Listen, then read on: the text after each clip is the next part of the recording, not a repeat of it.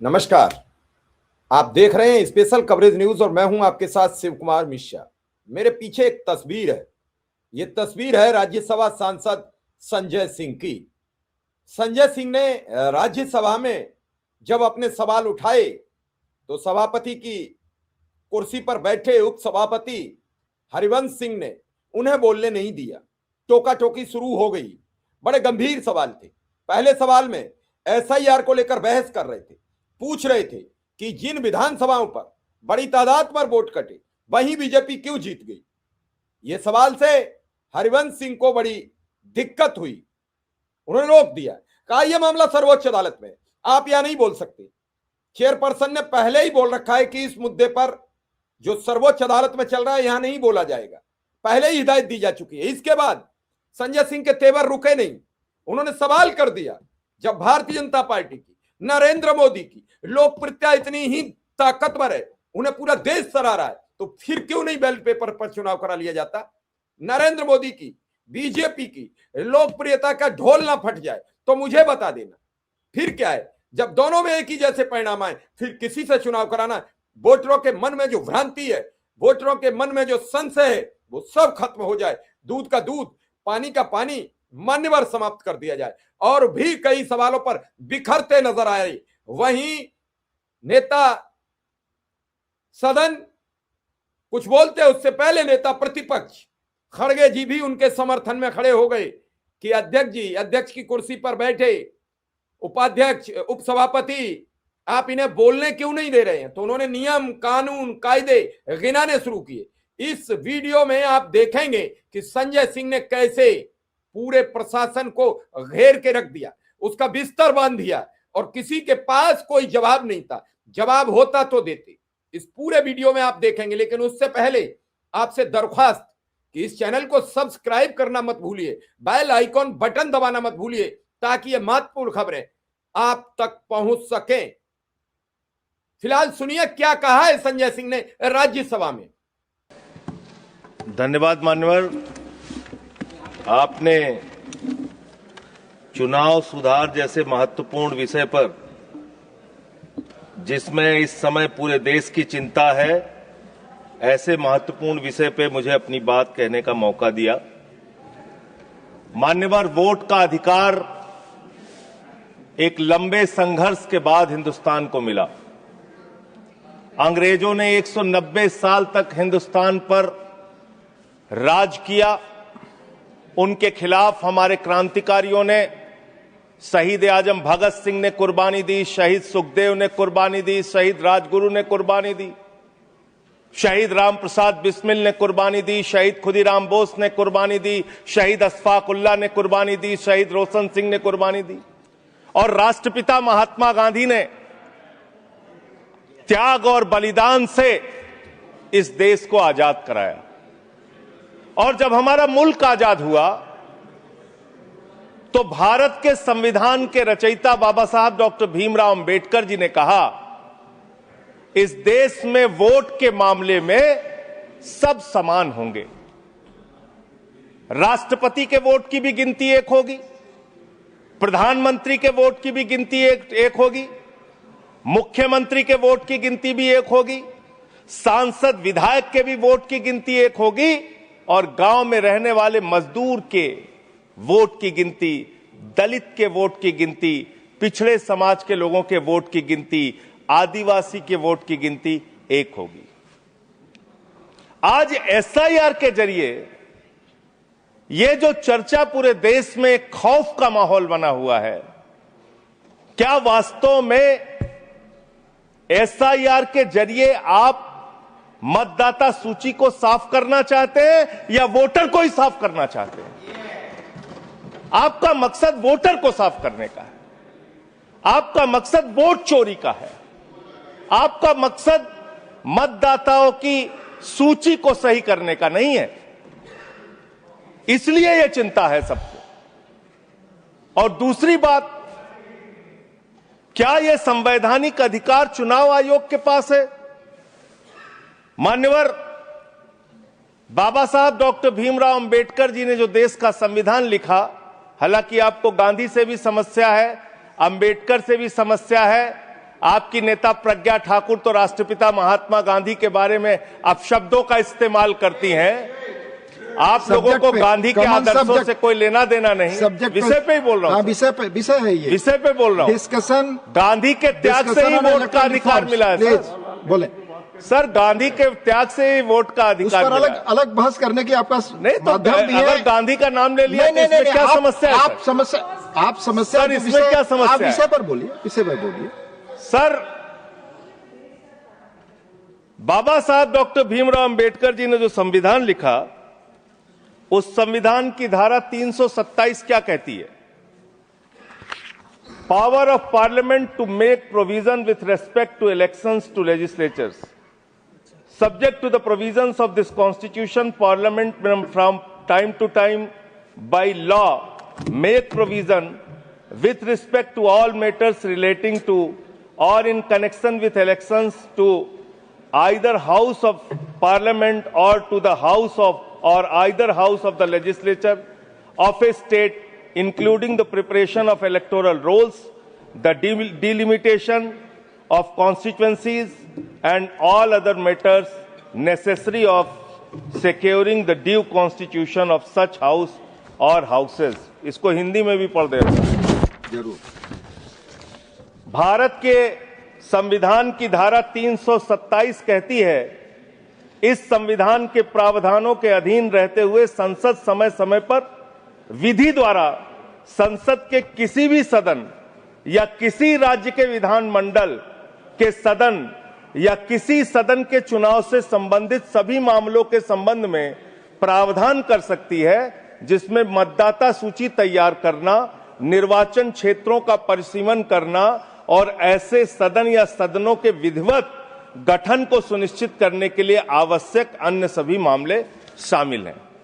यानी कि चुनाव के मतदाता सूची बनाने से लेकर, परिसीमन करने से लेकर चुनाव संपन्न कराने तक का जो अधिकार चुनाव आयोग को मिलता है, वो धारा 327 के तहत मिलता है, संविधान के तहत मिलता है। उसी के तहत चुनाव आयोग काम करेगा।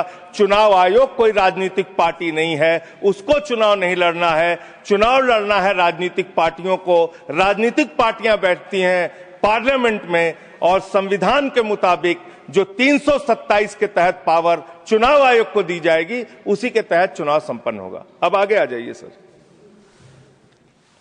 अब लोक प्रतिनिधित्व कानून 1950 क्या कहता है, जिसमें मतदाता सूची का जिक्र है। इसमें साफ तौर पे लिखा हुआ है, इसकी धारा 20 उपधारा 3 में अंतर्विष्ट किसी बात के होते हुए भी निर्वाचन आयोग किसी भी निर्वाचन क्षेत्र या निर्वाचन क्षेत्र के भाग के लिए निर्वाचक नामावली में ऐसी रीति में जिसे वह ठीक समझे विशेष पुनरीक्षण के लिए निर्देश उन कारणों से जो अवलिखित किए जाएंगे किसी भी समय दे सकेगा। कारण अवलिखित किए जाएंगे, ये साफ तौर पे यहां लिखा हुआ है। एसआईआर आप क्यों करा रहे हैं, ये कारण आपको देश को बताना पड़ेगा, ये कारण आपको देश के सामने रखना पड़ेगा। ऐसे नहीं कि हम तुगलक हो गए हैं, हमारे दिमाग में सनक आ गई है, हम पूरे देश में एसआईआर कराएंगे। संसदीय शब्दों का ही इस्तेमाल नहीं, शब्दों का नहीं सर। प्लीज सर, इसमें क्या गलत मैं कह रहा हूं? क्या तुगलकी फरमान जारी करके एसआईआर कराया जा सकता है? पॉइंट ऑफ ऑर्डर क्या है? पॉइंट ऑफ ऑर्डर किस रूल के तहत? 238 सर। हाँ बोलिए। Clause 5 reflect upon the conduct of persons in high authority unless the discussion is based on a substantive motion। I have already intervened, please take your seat। हाँ माननीय संजय जी बोलिए आप। Sir, मैं ये कह रहा हूं कि चुनाव आयोग को चुनाव नहीं लड़ना है सर, कानून बनाना है संसद को और उन नियमों का पालन करवाना है चुनाव आयोग को। तो आपको जब ये ताकत ही नहीं है एसआईआर की, एसआईआर कराने की ताकत ही नहीं है, आप किसी विशेष परिस्थिति में कारण लिखकर तब आप किसी क्षेत्र का, मात्र किसी क्षेत्र का आप एसआईआर करा सकते हैं, पूरे देश का एसआईआर आप नहीं करा सकते। दूसरी बात सर, आते हैं बिहार के ऊपर। उससे पहले मैं थोड़ा जिक्र दिल्ली के चुनावों का कर लूं। दिल्ली के अंदर मान्यवर, मैं एक चीज आपको स्पष्ट कर दूं माननीय संजय सर, जी। हाँ, मैं समय दूंगा। मेरा टाइम।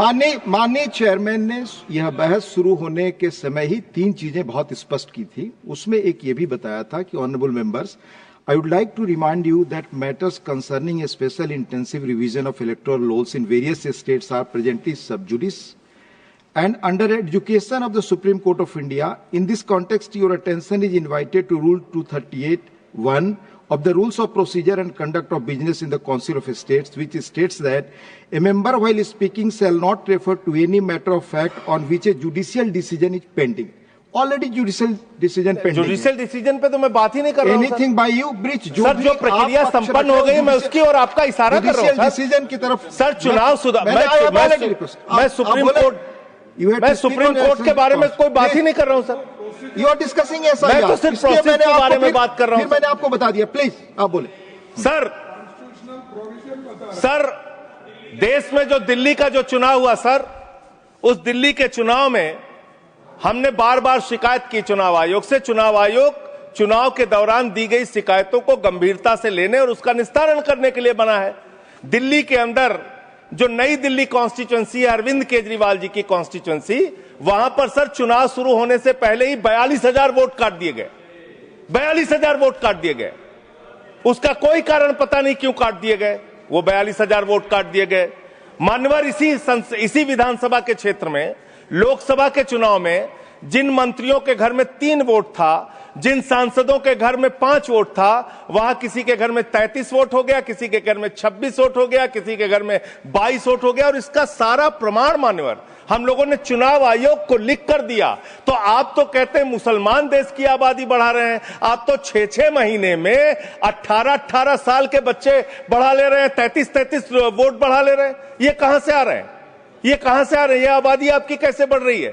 दिल्ली में पूरी तरीके से आपने चुनाव का घपला किया, जिसका हम लोगों ने लिखित शिकायत दी थी। एक ही भारतीय जनता पार्टी के पदाधिकारी ने 11,000 वोट कटवाने के लिए शाहदरा में एप्लीकेशन दी थी। 24 बीजेपी के कार्यकर्ताओं ने 4800 वोट कटवाने की एप्लीकेशन जनकपुरी में। सर, चुनाव की गड़बड़ी, सर चुनाव की गड़बड़ी, क्या सर चुनाव की गड़बड़ी पे हम नहीं बोल सकते? सर, फिर हमारा टाइम जा रहा है। सर, फिर हमारा टाइम जा रहा है। Speak on the subject. आपका समय जा रहा है क्योंकि आप विषय से बाहर बोल रहे हैं। सर, आप बताइए, चुनाव की गड़बड़ी पे मैं नहीं बोल सकता। सर, मैं आपसे विनम्रतापूर्वक पूछना चाहता हूं, क्या चुनाव की गड़बड़ी पे मैं नहीं बोल सकता? आप चुनाव में हो रही गड़बड़ियों पे नहीं बोल सकता। इलेक्शन रिफॉर्म्स के पक्ष और विपक्ष में हम इलेक्शन रिफॉर्म्स कैसे होगा जब गड़बड़ियां नहीं बताएंगे? सर, उन चीजों के बारे में जब गड़बड़ियां बताएंगे नहीं तो रिफॉर्म्स कैसे होगा? संसद में उठा चुके हैं जिन चीजों को। सर, मैं आपसे हाथ जोड़कर पूछना चाहता हूं, एक सेकंड प्लीज। सर, मैं आपसे विनम्रतापूर्वक पूछना चाहता हूं, चुनाव की गड़बड़ियों के बारे में अगर सदन को आपको नहीं बताऊंगा सर, तो उसका रिफॉर्म्स कैसे होगा? तो दिल्ली में अगर एक गड़बड़ी हुई है, जरूर आप बोले, ये आपका अधिकार है, पर स्पेसिफिक जो उदाहरण दे रहे हैं उसके बारे में पहले आप उठा चुके हो, अमान्य हो चुकी है चीजें। प्लीज नहीं सर, नहीं सर, नहीं सर, सर आपका समय जा रहा है। Please come on the subject. Delhi के अंदर बड़े पैमाने पर वोट काटे गए और चुनाव में खुलेआम गड़बड़ियां की गई। अब बात करते हैं बिहार में। सर, बिहार में आपने अचानक कहा पूरे राज्य का SIR होगा। SIR आपने कराया, करीब 65 लाख वोट काट दिए वहां पे। और मान्यवर, मैं आपके सामने कुछ विधानसभाओं की सूची पढ़ना चाहूंगा। मोतिहारी में 54,000 वोट काट दिया, बीजेपी 13,000 वोट से जीती। गोपालगंज में 66,000 वोट काट दिया, बीजेपी 28,000 वोट से जीती। संजय जी, बरौली में 46,000 वोट काट दिया, बीजेपी 12,000 वोट से जीती। अनमोल में 37,000 वोट काट दिया, बीजेपी। सुप्रीम कोर्ट, ये सारी चीजें सुप्रीम कोर्ट में नहीं जाएगी रिकॉर्ड पे। सर, ये गड़बड़ी पे बात हो रही है। गड़बड़ी मेरा समय चला जा रहा है, सुप्रीम कोर्ट के पास है। सर, मेरा टाइम जा रहा है। सर, विषय पर बोलिए। सर, विषय पर बोल रहा हूँ सर। नहीं, विषय पर नहीं बोल रहे। विषय ऐसे तो फिर बात नहीं हो पाएगी। नो, ठीक है सर, ऐसे बात नहीं हो पाएगी। आप हमारा टाइम खराब कर रहे हैं। विषय पर बोलिए। नहीं, मेरा सारा समय चला जा रहा है सर। आप विषय पर बोलिए। जो चीज सब जुडिस है उसके बारे में honourable chairman has made it clear. Please. Election में ऐसे गड़बड़ियां होते हैं, उसको क्या करना चाहिए ये बता रहे हैं। ये सारे ये स्पेसिफिक कंप्लेंट माननीय एलओपी सुप्रीम कोर्ट के पास है। ये सब जुडिस मामला है, इस पर मैं अलाउ नहीं करूंगा। ऑलरेडी चेयरमैन ने कह दिया। माननीय संजय सिंह, आपका समय जा रहा है। आप माननीय सर, आप बोलने ही नहीं दे रहे हैं, फिर ऐसे बोलने नहीं दे रहे हैं। आप कानून, सर, चुनाव की गड़बड़ियों के बारे में नहीं बोलेंगे। आप संवैधानिक मर्यादाओं, चुनाव की गड़बड़ियों के बारे में नहीं बोलेंगे और चेयर पर आरोप करेंगे। ये आपको फ्रीडम है, आप कुछ भी कह सकते हैं नियम कायदे के बाहर जाकर के। ठीक है सर, दूसरी बात सर, प्लीज, ईवीएम का इस्तेमाल देश के अंदर शुरू हुआ, प्लीज, और जब ईवीएम का इस्तेमाल शुरू हुआ अपनी जगह बैठे, तो देश में तमाम बहस शुरू हुई, और ईवीएम के ऊपर सबसे पहला किसी ने सवाल उठाया तो उस व्यक्ति का नाम है जीवीएल नरसिम्हा। उन्होंने बाकायदा किताब लिखी है कि लोकतंत्र के ऊपर खतरा है ये ईवीएम, और उसके बारे में लालकृष्ण आडवाणी जी ने उनकी किताब के प्रशंसा करते हुए और ईवीएम पे सवाल होते हुए, अब इस पे भी समस्या है, इस पे भी, तो उस पे पूरा ईवीएम के ऊपर सबसे पहले इन लोगों ने सवाल उठाया। ईवीएम किन किन देशों में था और कहां कहां बैन हो गया, मैं पढ़ के बता दे रहा हूं। जिन जिन देशों में बैन हो गया, जर्मनी में, नीदरलैंड में, आयरलैंड में, यूके में, फ्रांस में, पुर्तगाल में, इटली में, ऑस्ट्रेलिया में, नॉर्वे में, कनाडा में, बेल्जियम में, साउथ कोरिया में, इन तमाम देशों में ईवीएम था। ईवीएम बंद हो गया। लेकिन मुझे एक मन में शंका होती है जो आपके माध्यम से उधर बैठे हुए लोगों से पूछना चाहता हूं। प्रधानमंत्री जी का आप बहुत गुणगान करते हैं, आप कहते हैं प्रधानमंत्री जी बहुत लोकप्रिय हैं, प्रधानमंत्री जी की लोकप्रियता चमक रही है, वो महामानव हैं, विश्व गुरु हैं। तो ये कौन सी लोकप्रियता है प्रधानमंत्री जी की कि भाई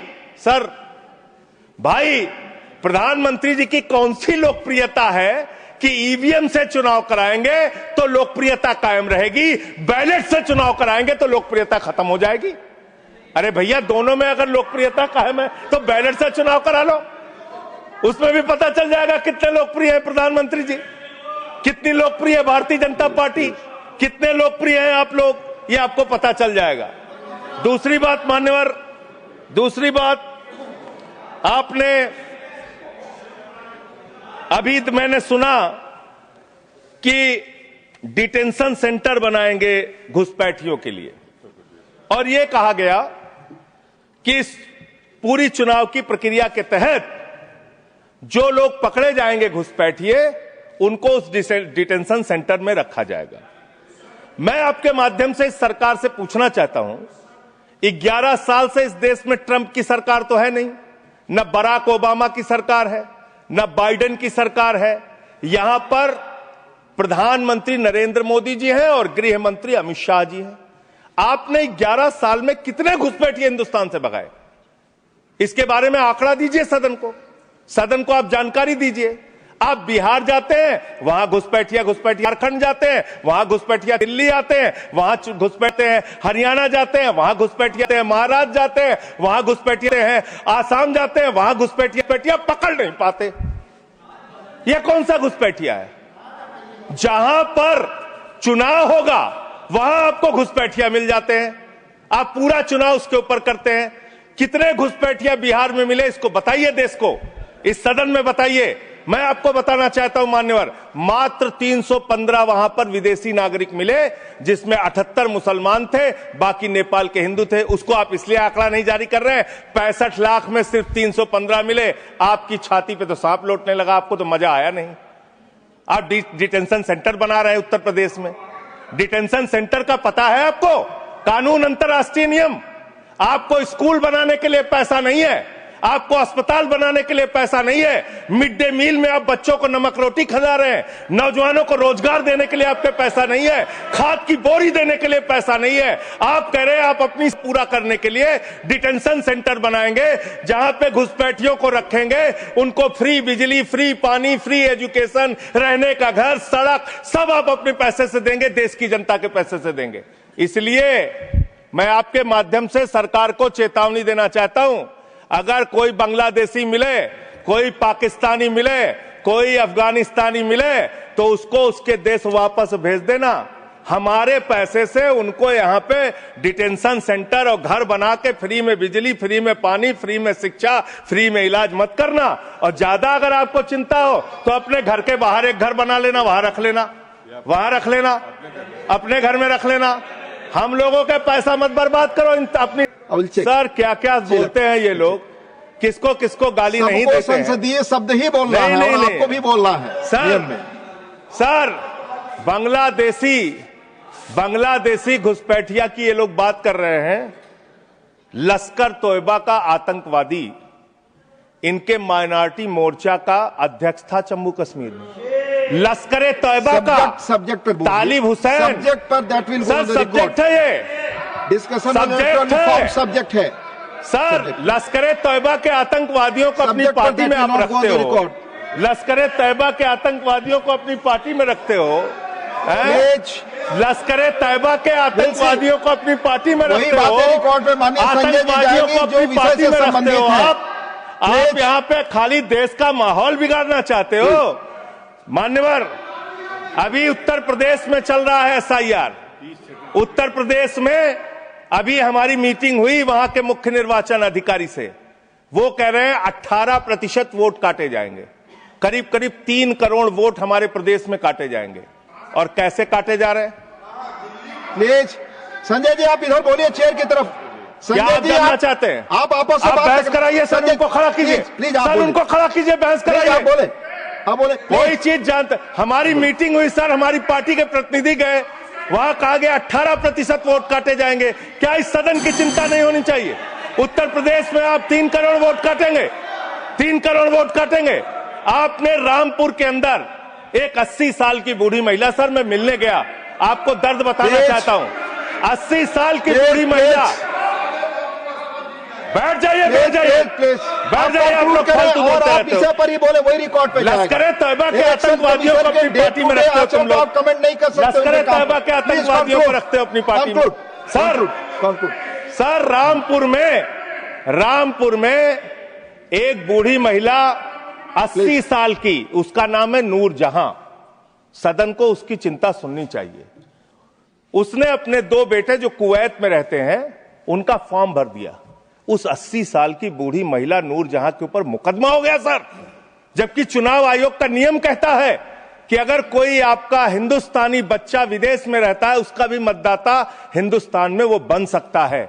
मां ने फॉर्म भरा, आपने धन्यवाद संजय जी। अरे सर हमारी पार्टी में से, अरे हमारी पार्टी में से 1 मिनट ले लीजिए। ऑलरेडी मेरे पार्टी का समय है, 1 मिनट अधिक दिया सर। मैं दल का नेता हूं, मेरे पास सर मैं पार्टी का नेता हूं, मेरे पास टाइम है। ऑलरेडी 1 मिनट अधिक दिया टाइम है सर। आपने लिखकर पहले नहीं दिलवाया तो हम टाइम हमारे में से काट लीजिएगा, हमारे में से टाइम काट लीजिएगा। आप जल्दी बोलिए। 1 मिनट मुझे और दीजिए। आप 1 मिनट में कंक्लूड सर मैं अंत में यही कहना चाहता हूं, आपके इस जोर दबाव के चक्कर में हिंदुस्तान के 35 BLOs अब तक अपनी जान गंवा चुके हैं। ये सदन अरे कहां मंत्री जी, आपको कैसे पता चलेगा? इस सदन को श्रद्धांजलि देना चाहिए। उन 35 लोगों की हत्या की है आप लोगों ने। सर सेक्रेटरी जनरल, उन BLOs की हत्या के जिम्मेदार ये लोग हैं सर। धन्यवाद। Nothing is going on record. Please आपका समय ओवर हो गया। आपने सुना, आपने देखा संजय सिंह ने क्या कहा। संजय सिंह के इस बयान पर आपकी क्या राय है? क्या EVM से चुनाव कराया जाना चाहिए या नहीं, या फिर बैलेट पेपर से चुनाव होना चाहिए या नहीं? हमें कमेंट में जरूर लिखकर बताएं और हो सके तो लाइक शेयर करना भी मत भूलिए। धन्यवाद, नमस्कार।